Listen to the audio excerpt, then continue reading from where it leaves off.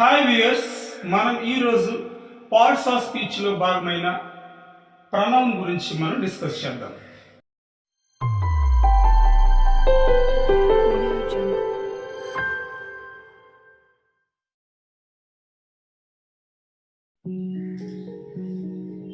Pronoun. What is pronoun? Pronoun అంటే ఏంటి? Pronoun is a word which is used instead of noun.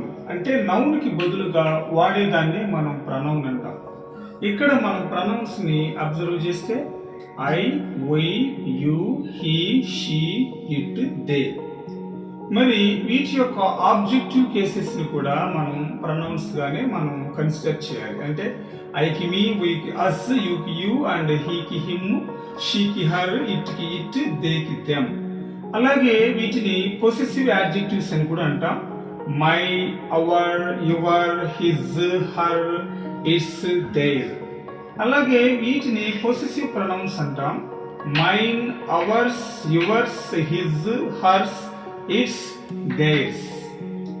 అలాగే next ఈ ఐకి myself అనేది ఎంఫాటిక్ ప్రొనౌన్ గాను రిఫ్లెక్సివ్ ప్రొనౌన్ గాను మనం ఇక్కడ చూస్ చేస్తాం.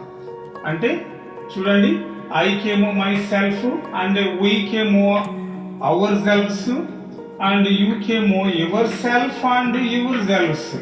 అలాగే హీకి హిమ్ సెల్ఫ్, షీకి హర్ సెల్ఫ్, ఇట్కి ఇట్ సెల్ఫ్, దేకి దెమ్ సెల్ఫ్స్. ఇక్కడ అబ్జర్వ్ చేయండి, సెల్ఫ్ అని సెల్ఫ్స్ అని వచ్చినాయి కదా. మరి సెల్ఫ్ అంటే ఏమో ఇక్కడ సింగులర్, సెల్ఫ్స్ అంటే మాత్రం ప్లూరల్. ఇలాగా మనం ఎంఫాటిక్ ప్రొనౌన్స్ ని రిఫ్లెక్సివ్ ప్రొనౌన్స్ ని ఇలా మనం రాయొచ్చు. అయితే ఈ రెండింటి మధ్య గల తేడాని నేను ఇప్పుడు మీకు ఎక్స్ప్లెయిన్ చేస్తాను. ఇక్కడ చూడండి, he sees himself in the mirror. He himself completed the work. Emphatic pronouns అంటే మరి I, myself, we, ourself, you, yourself, and he, himself, she, herself, it, itself, they, themselves గాని ఎట్లా గాని వస్తే, అంటే పక్కనే గాని వాటి యొక్క నౌన్స్ లేకపోతే సబ్జెక్ట్ పక్కనే వస్తే వాటిని ఎంఫాటిక్ ప్రొనౌన్స్ అంటాం. మిగిలిన వాటిని మన సెంటెన్స్ లో మిడిల్ లో రావచ్చు, చివరన రావచ్చు, వాటిని మనం రిఫ్లెక్సివ్ ప్రొనౌన్ అని అంటాం.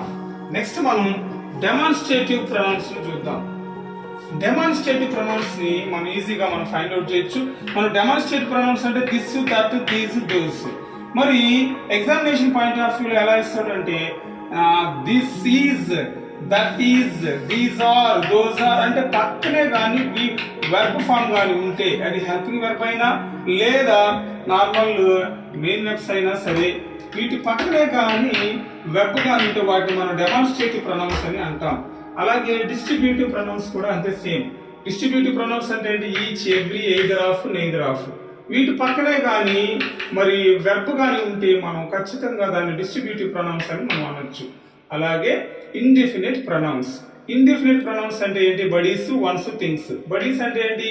Somebody, everybody, anybody, nobody. అలాగే వన్స్ అంటే ఏంటి? Someone, everyone, anyone, no one. Things అంటే ఏంటి? Something, everything, anything, anything. అలాగే కొన్ని all, some, few, little, much, more. ఇలా కానీ వస్తే వాటిని ఇండెఫినిట్ ప్రొనౌన్స్ అంట. ఇండెఫినిట్ ప్రొనౌన్స్ పక్కన కూడా మనం వెర్బల్ ఫైండ్ అవుట్ చేస్తే అది ఇండెఫినిట్ ప్రొనౌన్ అవుతుంది. అంటే ఇక్కడ బడీస్ పక్కనే somebody is, everybody is, anybody is, nobody is, someone is, everyone is, anyone is, no one is, something is, everything is, anything is, nothing is, all are, some are, few is, little are, much is, more is. ఇలా కానీ పక్కనే కానీ verb కానీ ఉంటే మనం indefinite pronounce అంటాం. ఎందుకంటే మళ్ళీ మనకు అడ్జెక్టివ్స్ గాను వస్తాయి. ఇవి అడ్జెక్టివ్స్ వచ్చినప్పుడు ఎలా మనం ఫైండ్ అవుట్ చేయొచ్చు అంటే ఈజీగా ఫైండ్ అవుట్ చేయొచ్చు. అంటే వీటన్నిటి పక్కనే కానీ నౌన్ కానీ వస్తే ఇవన్నీ అప్పుడు అడ్జెక్టివ్స్ గా మారిపోతాయి.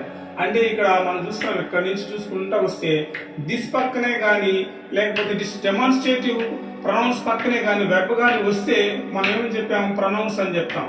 అంటే దిస్ ఈజ్ కానీ వస్తే ఖచ్చితంగా దిస్ అనేది ఏమైంది అంటే డెమాన్స్ట్రేటివ్ ప్రొనౌన్ అయింది. అలాగని దిస్ బాయ్ గాని వస్తే అంటే పక్కనే కానీ నౌన్ వస్తే అది దిస్ అనేది అడ్జెక్టివ్ గా మారిపోద్ది. అలాగే ఇక్కడ కూడా అంతే, ఈచ్ బాయ్, అప్పుడు ఈచ్ అనేది డిస్ట్రిబ్యూటివ్ అడ్జెక్టివ్ గా మారిపోద్ది. అలాగే సంబడి పక్కనే కానీ మనం వెర్బ్ కాకుండా మనం నౌన్స్ కానీ యూజ్ చేసి వీటి పక్కన all boys, some boys, few boys ఇలా కానీ మనం కానీ వెర్బ్ కాకుండా మనం కానీ నౌన్ కానీ యూజ్ చేసి ఇవన్నీ కూడా ఏంగా మారుతాయంటే అడ్జెక్టివ్స్గా మారిపోతాయి.